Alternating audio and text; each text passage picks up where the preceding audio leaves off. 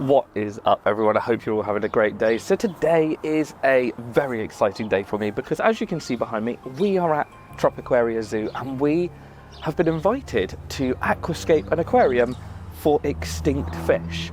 They're a species of goodyead that comes from Mexico. They've got major problems over there, and Sean, the head aquarist here, has offered for me to scape a tank. So I've brought in some presents in the back of my car, but we probably should go and do a recce and see what we've got to do to this tank.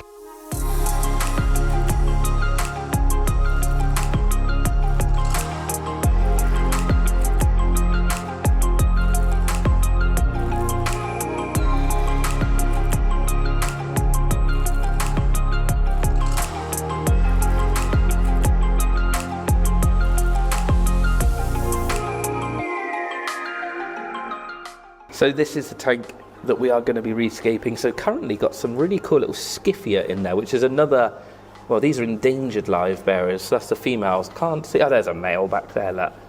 See him with the black splodges on him. So yeah, we're going to be rescaping this because, well, the fish that are going in here are actually, well, extinct. So these need a little bit more of a priority than these guys. We have got a tank, I've been told, set up ready for those to go down that way somewhere.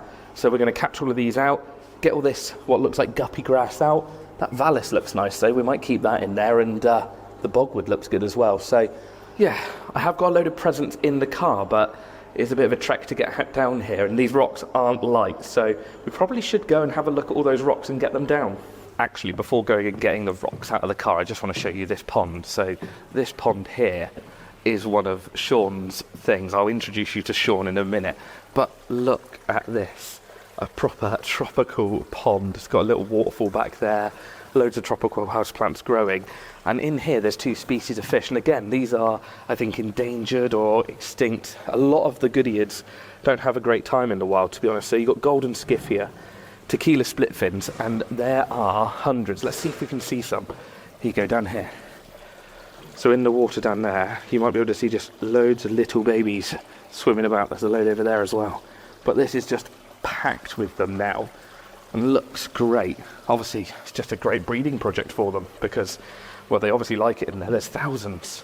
So we have bought a few gifts for the zoo. Now it's a bit shiny and a bit sunlighty out here, but we've got some big rocks that I went and picked up yesterday. So shout out to Monkton Elm Garden Centre near me. They've got a great selection of rocks, and a lot of their stuff, you can see here, actually says fish friendly. So you can pick up what is going to be absolutely fine for your aquarium or pond and not worry about it. So we've got some big cobbles, some really big cobbles, all the way down to little pebbles. So we're going to give it that river sort of vibe. NT Labs have been kind as well and sent me a care package for Sean. So we have got a load of stuff in here for him as well. Oh, the glue's mine. I brought that because I needed some glue. But yeah, we've got the new Optimus and Satus. So that is their new dechlorinator and their new bacterial booster, which I've been using for months and absolutely love. So we've got that as well for Sean. But I've got to move all this rock downstairs, and you've seen the journey I've got to do. Also got to go find Sean because I'm not sure where he is yet. So yeah, big rock removal. Let's start moving stuff.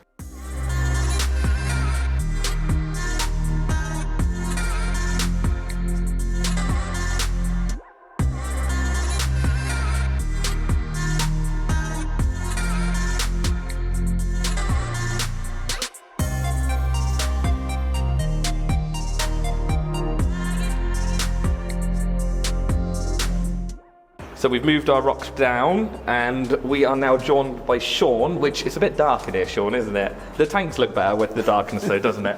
So we're now joined by Sean, who's head aquarist here. So we're going to be redoing this tank? Yep, this is the tank we're going to be redoing. Currently we've got some Scyphia multipunctata in here, which are goodyeads, same as the fish we're going to be putting in. These ones are endangered.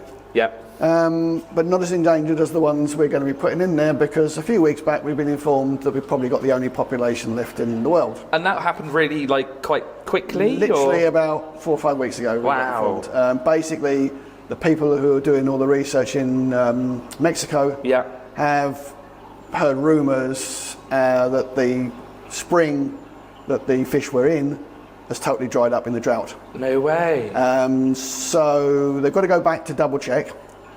To make sure it has, but we've been informed we could have the only population. We put out a request through our media, social media channels, to see if anyone else has got any of these fish around. And no one in Europe seems to have any. No one in America seems to have any. So, and definitely no one in Mexico seems to have any. So we could have the only breeding population left. Wow. In the world. That's a bit scary. Which is scary. Yeah, it's scary. That is scary. Can we see them? Because then I can talk to my viewers about them. Yep. Maybe one of my viewers has them. You never know. we want to know if they're definitely out there. We need to know who's got them. But they are very rare, aren't they? Well, they are now. Be highly unlikely. But you may know a man who knows a man who knows a man who has. And what are they called? Right, the ones.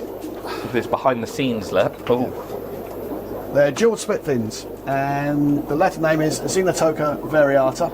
Oh yeah, there you go. And it is a subspecies at La Valenciana. That's the location of where they were. Okay, cool. So these are the guys. That's about half the population we've got. Wow.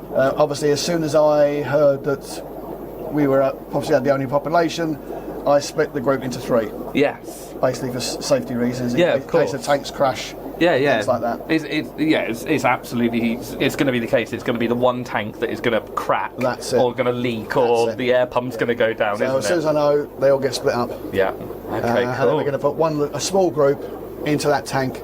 Probably 3 males, half a dozen females. Perfect, isn't it? And try and get some hiding spaces and get them breeding. And because you've got a little baby in here now, haven't you? Well, when I say little baby, it's probably that was from last, probably from about 5-6 months ago. Nice. That's the only fry we've got at the moment, mainly because we weren't really concentrating on breeding them. Yeah. Because they weren't the most important. Oh my word! It says least concern there. Correct. Oh my word! And that's what the IUCN designation is for this fish. So of course, many people aren't bothering to keep them because they only keep the really rare ones. Yeah. But it just shows you that they can easily go from being least concerned to the worst. Yes. the most concerned. Yeah, it doesn't take long. So yeah, and if anyone's wondering about these tanks, so you might be able to see there's like a funny glass sort of divider in there, and that is literally, Sean, you built all of these like this, didn't you? Yes. Yeah, so they are, there you go. So it's essentially a sidewards breeding trap is probably the easiest way to describe it. So like the little fry traps that you get that you float on top of your tank, this is just the same thing but on a bit of an industrial scale, I guess. Basically, the fish get born, swim through the hole, big fish can't get them. Yeah. And then on a scale like this, you can't save every fry, can you? No, You've just got to do the best we you can. We haven't got time or manpower to take out every pregnant female. So basically, we have to flock breed them in the tanks, and whatever comes through. It's like, and the Micas, we've got quite a few fry. Oh yeah, look, there's loads. Is that Mica Splendens? Yeah, I love a Mica Splendens. I remember having a big group of them when I was back in the shop, and they're quite violent. Yes, yeah. They are a bit nippy at times. Yeah, they are. I do love them. Okay, cool. Well, no pressure. Just building a tank for an extinct live bearer, possibly. Yes. Wow. Okay, cool. Well, let's go and start, I suppose. That's it. One thing I thought I would just mention is it is going to be a bit of an odd tank to work on because obviously all of these aquariums are panelled from the front, so there's no access to them from the front. We have to go behind. So yeah, I've got to escape this back to front. Now Sean's just chucking a pump in, so you can see a little pump there, and we're just pumping out all of the water now. Well, probably half of it. And he's also just removing the filter pipes, let's say. The filter's going to be chucked onto another tank, and that will keep the filter mature for when we want to get the new fish in here. So this is where I'm going to be working for the day. Hi Sean, how you doing? Yeah, so out there is where I've just been, out in the front of the tank. Here we go. There's the tank. So yeah, I've got to escape it back to front. This is a huge tank, Sean. I don't know if we can get like perspective, but this is like, what, 2 foot front to back, maybe 2.5 foot tall? And 4 foot-ish? Maybe 3 foot? And 5 foot. 5 foot? Oh my. It's a chunky tank anyway, so yeah, it's going to be interesting to try and escape this back to front. The access isn't the best of things, is it? This is what we have to work with in aquariums. You find both zoos and aquariums, they've got very little space behind tanks, and everything has to be done backwards. Yeah, you don't think about it. You see all the nice frontages for aquariums and like public aquariums, and you don't realise what goes on behind the scenes. So, okay, well, drain this down and then we can start working.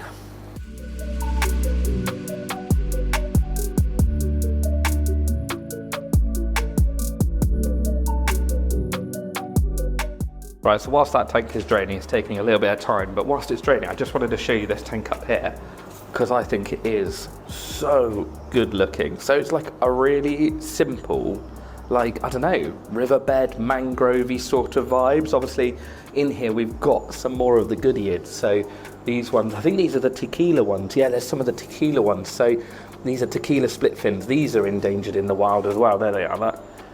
Oh, there you go. Well, yeah, tequila split fins. So yeah, that's these guys and girls. And I just love the rivery sort of vibe to it. You've got the roots coming in. I just think it looks really good. And I just spotted as well, look, one of Sean's screens is broken, so I think I'm going to have to buy him a new one. If you guys and girls do want to donate, here's all the info now. So yeah, you can scan the QR code if you're on a TV screen, and you can put your phone on there and scan that, or you can or you can donate at the website. So you can go to tropquaria.co.uk and donate, and then help these guys and girls do all the cool conservation work on all these live bears. I'm just showing you, I don't think I've taken you around here either yet, but there's all the way down through there. Obviously, as I've said already, it is their closed time. They are closed for the winter, so they're doing loads of work and loads of bits and pieces and getting it ready for all the visitors that will come and visit during the summer. But I think I'll take you on a proper tour at some point in another video. But, you know, we've got a Malawi tank, we've got some cool, oh, those are the Congo guppies. Sean got them from when I was working in the shop. Got some weird sort of cichlids. I think these are Ramphrochromis. They've got these big, sharp-looking faces. They look very mean. We've got, obviously we need a saltwater tank in here.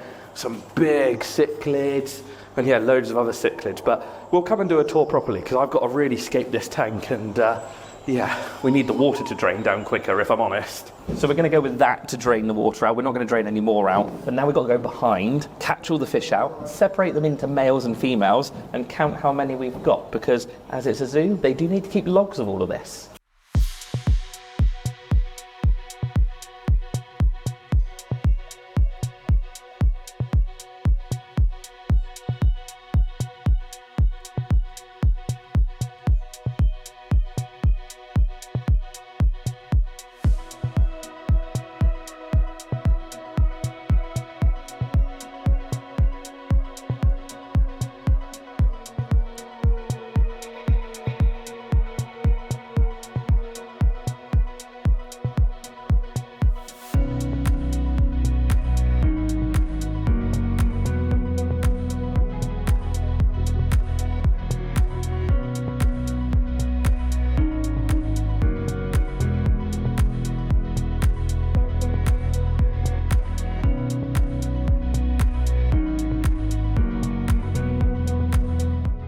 So we have emptied the tank, and it is looking fairly clean, but we don't need to worry because the new fish aren't going to be going in here straight away anyway. So we're going to get the scape done next. Sean has been lovingly sorting out all of these. So we've got, what have we got, 7 males? 7 males, 12 females, and 3 unknowns. 3 unknowns. Nice. There we go. That's card made up, ready to go. If anyone's interested in what we've got and what we've taken out, that's them. So, and they're endangered as well. So a lot of these goodyids need a lot of love.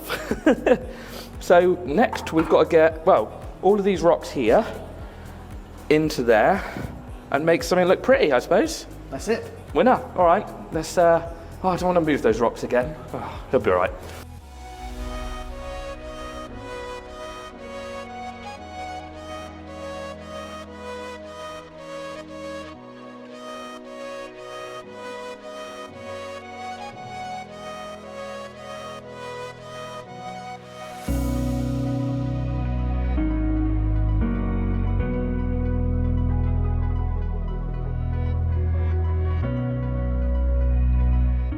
As with a lot of aquarium wood, there is sometimes this like cut edge to it, which never looks very natural in the aquarium. And so I like that piece of wood arching over. I just need to make sure something is like hiding that flat bit, which, to be honest, is going to be plants and another pebble.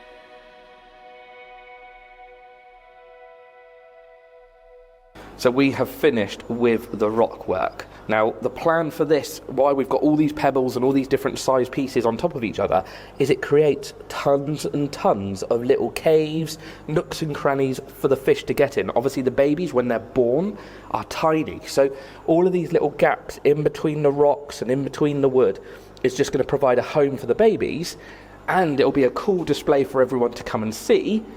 And hopefully the parents won't be able to eat them. That is the ultimate goal. Now we've got to do some planting because it looks a little bit bare, and we do like a little bit of planting. So that big piece of vallus that was here is now going to go behind this wood, and it's going to follow the course of the wood, because actually we enter it, or we watch it from here, because you sort of walk down through here, you'll get to that tank. So it'll be cool because this wood and the vallus will actually point you round the corner, and then it'll point you down through the rest of the aquarium. Now, with the amount of tanks that Sean has got here, obviously we need to try and keep this easy for him. So we have got a load of these amazing Anubiuses. So these are going to be great. All we're going to do with these is glue them to little rocks, sink them down into that aquarium in amongst all the other rocks, and we're done. No messing around with planting, no messing around with sticking any sort of fertilizers in. It's just simple.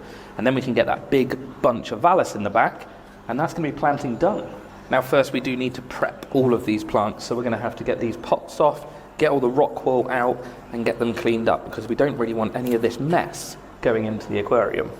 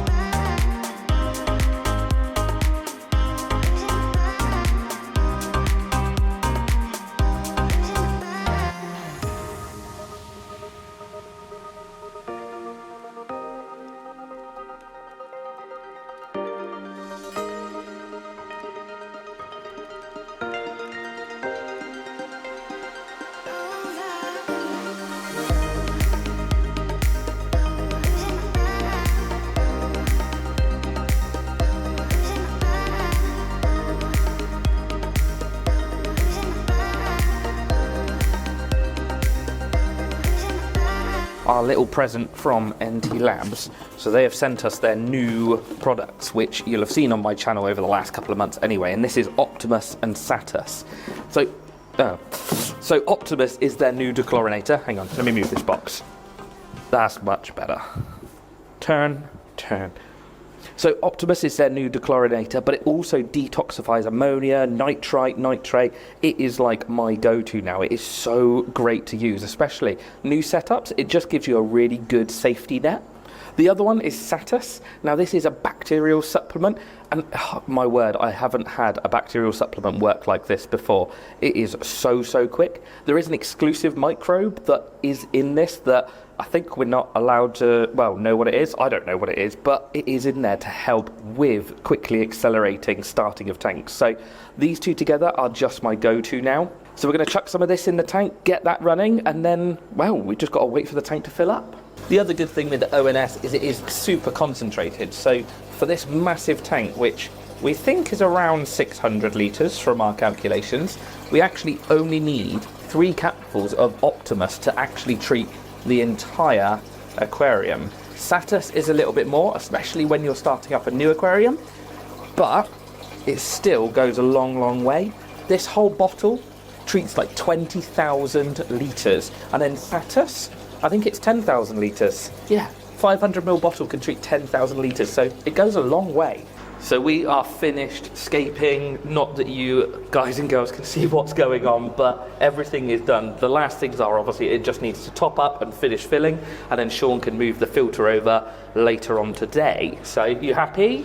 Excellent, absolutely brilliant. It's made me got up my own game now. I've got to go and do all my other tanks and try to match the quality. Fine, they look good. I'm liking a lot of your scapes are really nice, so I wouldn't worry about it. No, it's going to look good. But hopefully there's enough hiding spaces for the. Yes, that's the main thing. So obviously, as well as being a display tank, it's also a breeding tank. Yeah, that's it. So we need to get as many fry from these fish as possible. So the more spaces we got for them to hide, the better it is for us. And it's obviously showing the general public what you've got. That's and it, yeah. the conservation and the work that's going on behind the scenes. It's all pushing the work that we do here. Yeah, absolutely. Because even though there's going to be, what would we say, 9 or so in here? Yeah, probably put about 9 to start off with. There's another couple dozen? Yeah, I've got around about 50 in total, nice. And then obviously the last 50 in the world. So that's crazy. Like the last 50 fish in the world, possibly of this location. Of that location. Yeah, I'm happy with that though. The thumbnail's going to be great. The last 50 of this fish. Brilliant thumbnail. So, well, we just got to let it top up, finish, and then I'll bring you all back in a couple of seconds. But what will be a few weeks' time, a week's time, whatever, to get these fish in it. Yeah? Excellent. All right, we'll be back in a minute. So we are back at Tropquaria Zoo after a week or so, and as you can hear, the dogs are out, and I need to show you these dogs. This doesn't do them justice. These are Pyrenean mountain dogs. Look how big they are. I know. I'm here for the fish though, not for you. I'm sorry, but you two are amazing. Let's go and look at the fish. Oh dear. Okay, we'll go look at the fish.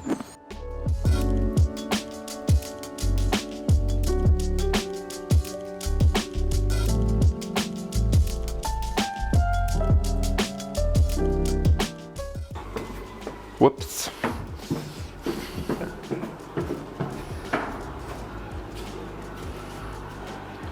Let's go find Sean.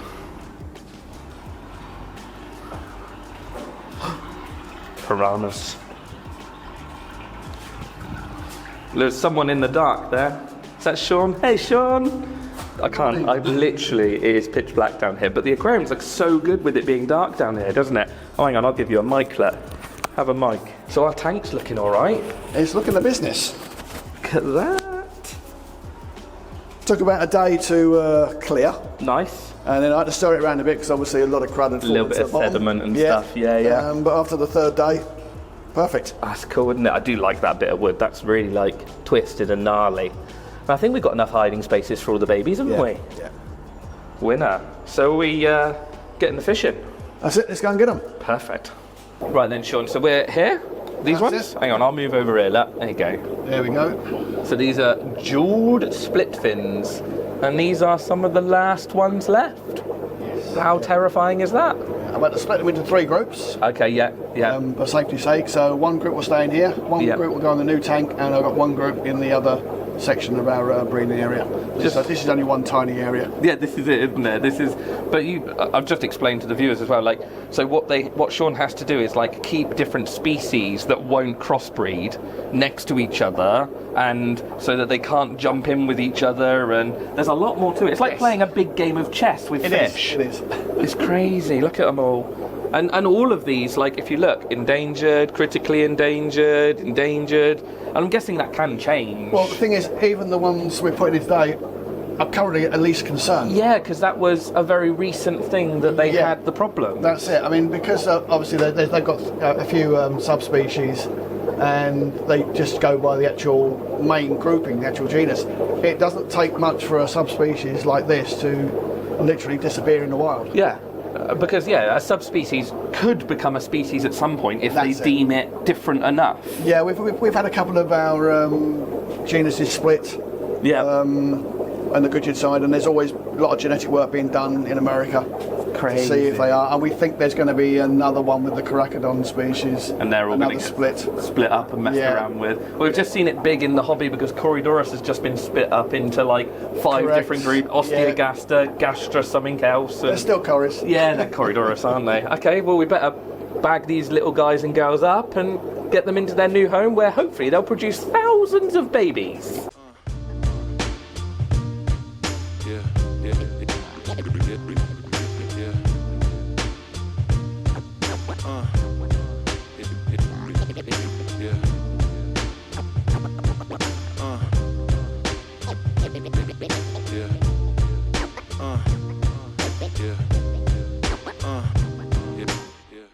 Right, so Sean is behind the tanks. I'm currently in front of the tanks with the camera. Sean, you can release the fish. Okay, they're going in now. Oh, look at them. Come on, guys, you need to save your group. You need to save your species. You need to get busy. That's it, all in. Perfect.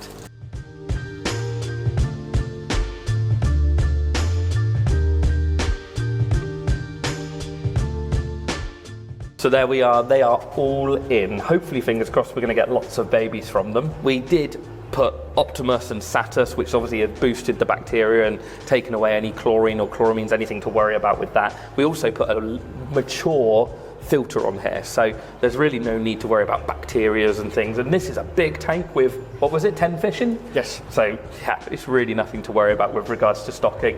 But the nice thing is, I spoke to the guys and girls at NT Labs and they have sent Sean a little goodie box of foods and liquids. And Yep. Did they send you a test kit as well? Test kit, Nice. test kit, water treatment, and then of course we got some nice food tubs. Because you like the microcurrent, don't you? Yeah, the microcurrent is absolutely great for the fry. Yeah. It's the perfect size for the fry because it's live bearer fry. They come out at a fairly decent size anyway. Yeah. It's perfect. And that and the probiotic, which is, the way it floats down in the water is perfect for our Oh, live you've got the bearers. fish tabs as well. Those fish tabs you can stick, not that you can get to the glass very easily, but you could stick them to the glass and then all those live bearers in that big tank would come to the front. Yeah, what else we got? We got Nanotropical, algae wafers. Algae wafers. I think you've got one of everything. Bit of everything. Yeah, Bit of everything. So everything's going to help. One thing we always struggle with is feeding our fish. Yeah. With 150 tanks, that's a lot of fish that need to be fed every single week.